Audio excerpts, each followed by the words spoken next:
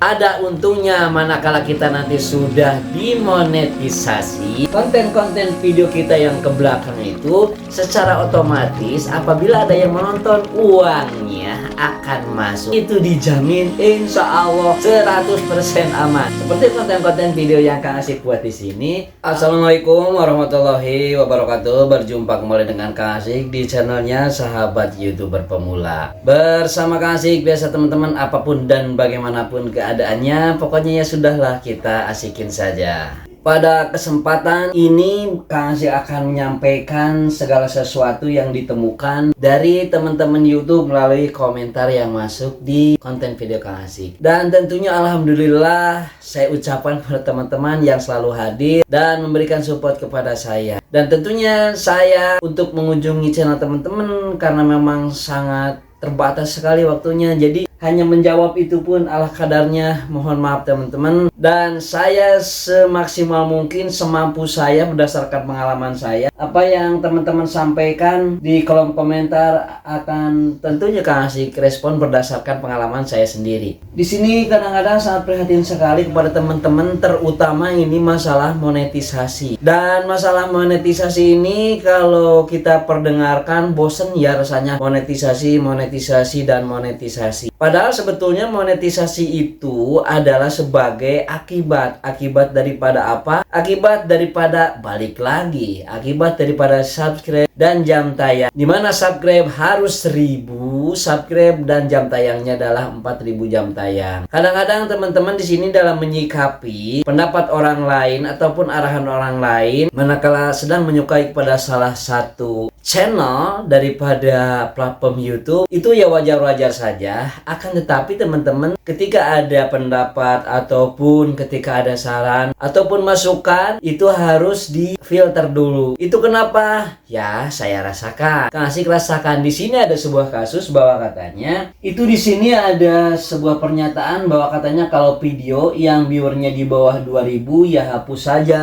Ya bingung. Kalau viewer itu jangankan 2000 ya, kalau kata Kang Asik. Kang Asik itu untuk mencapai viewer 250 saja sulit. Berarti kalau yang 2000 harus dihapus, sudahlah habis.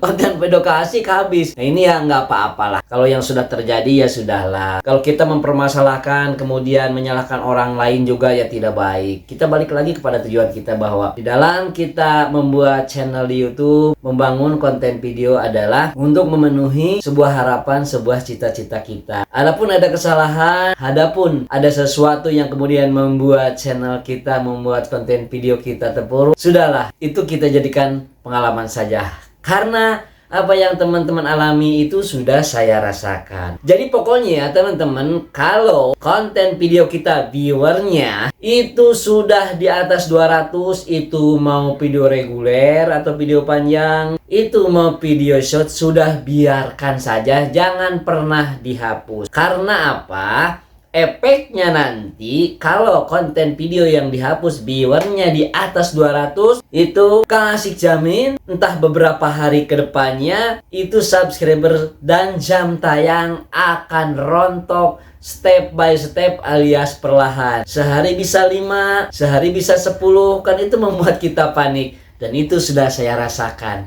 Kesimpulannya teman-teman, jangan pernah menghapus konten video. Sudahlah, biarkan saja. Karena apa? Ada untungnya nggak Kang Asik kalau misalnya tidak hapus? Ada untungnya manakala kita nanti sudah dimonetisasi, konten-konten video kita yang ke belakang itu secara otomatis apabila ada yang menonton, uangnya akan masuk. Itulah keuntungannya. Kalau konten video kita ya jangan dihapus. Biarkan saja, sayang, kita sudah berupaya kerja keras membangun konten video, itu harus dihapus, jangan. Sudah, biarkanlah. Kemudian ini untuk urusan subscribe ya teman-teman, karena tadi berhubungan lagi dengan monetisasi. Karena awalnya ada tetap harus 1000 subscribe yang pertamanya, kemudian 4000 jam tayang, dan kita tetap harus memenuhi pedoman komunitas YouTube. Dan itu verifikasi KTP. Nah ini kadang-kadang juga dilupakan. Yang lain malah dibahas, verifikasi KTP juga tidak dibahas. Jadi di konten-konten video Kang Asik ke belakang itu sudah dibahas tentang verifikasi KTP. Kemudian pedoman komunitasnya juga harus dipenuhi. Kadang-kadang ini teman-teman, pedoman komunitasnya itu tidak diperhatikan. Apa maksudnya pedoman komunitas? Masih ada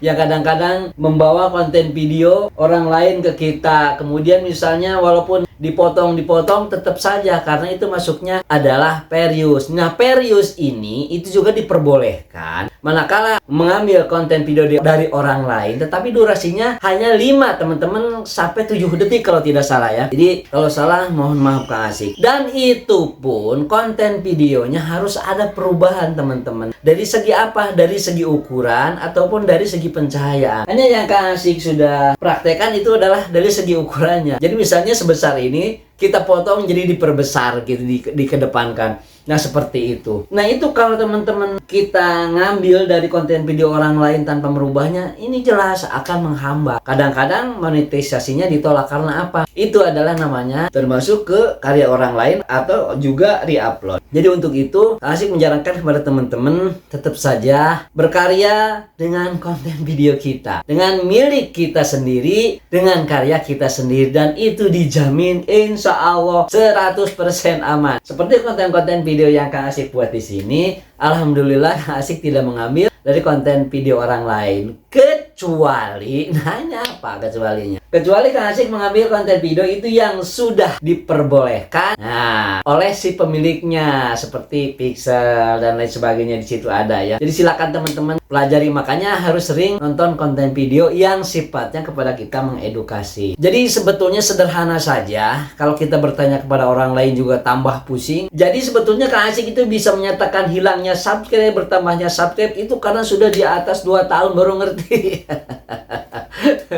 Jadi untuk itu masalah subscribe kita bertanyakan, mengapa subscribe itu susah sekali didapatkan? Kan seperti itu, karena konten video kitanya ditontonnya orang lain hanya sedikit. Dipertanyakan lagi, kenapa konten video kita yang menontonnya sedikit? Sebetulnya sederhana jawabannya, mungkin orang lain tidak membutuhkan konten video kita karena tidak sesuai tema, itu yang pertama. Yang kedua, mungkin orang lain tidak menyukai konten video kita karena dalam penyampaiannya tidak sesuai dengan apa yang diharapkan. Mungkin seperti itu. Itu kita balikin lagi pada kita sendiri. Kalau kita menonton konten video orang lain, pernah nggak kita suka menonton konten video? Pernah kan? Alasannya tanya, kenapa suka? Pasti teman-teman menjawabnya kurang lebih seperti itu. Jadi subscribe itu sebetulnya bisa bertambahnya itu tidak usah kita tunggu-tunggu. Karena apa? Kalau menunggu subscribe kita dibuatnya lelah, kita dibuatnya kadang-kadang putus asa. Karena apa? Kita selalu menunggu subscribe datang dari orang lain. Padahal subscribe itu adalah hanya sebuah bonus. Bonus dari apa? Dari orang lain menyukai. Menyukai apa? Ya konten video kita. Konten videonya seperti apa? Ya sesuai dengan apa yang mereka cari. Terutama dalam konten video yang mereka harapkan sesuai dengan pencarian pada waktu membuka di halaman YouTube. Jadi keterkaitannya masih di situ-situ aja teman-teman. Subscribe bisa bertambah itu karena orang menonton video kita. Konten video kitanya seperti apa? Yang sesuai dengan harapan penonton. Jadi kalau dikatakan yang bagus, yang baik itu sulit, itu relatif ya teman-teman. Walaupun kameranya bagus, walaupun pengambilannya bagus, manakala mengambil gambar tidak berbicara apa-apa, tidak ada narasinya, walaupun pemandangannya bagus, paling komentar-komentar biasa saja. Jadi itu saja teman-teman, mudah-mudahan bermanfaat. Berjumpa kembali di konten video berikutnya. Wassalamualaikum warahmatullahi wabarakatuh.